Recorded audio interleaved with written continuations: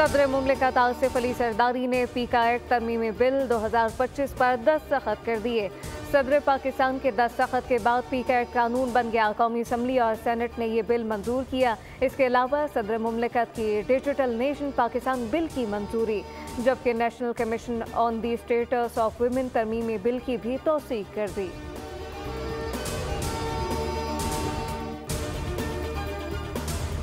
हुकूमत और PTI के दरमियान मुज़ाकरात के लिए बनाई गई कमेटी का मुस्तकबिल क्या?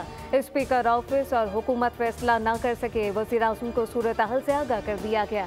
ज़रा के मुताबिक स्पीकर अयाज सादिक कमेटी बरकरार रखने के ख्वाहिशमंद। हुकूमत 31 जनवरी के बाद कमेटी तहलील करना चाहती है।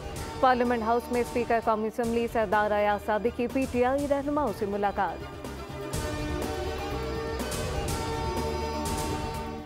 और कराची के नौजवान की मोहब्बत में अमेरिका से पाकिस्तान आने वाली अमेरिकी खातून लड़के के घर पहुंच गई।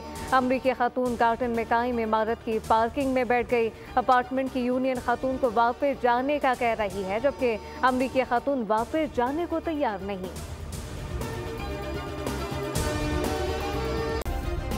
सब्सक्राइब करें और बेल दबाएं ताकि कोई खबर रह न जाए।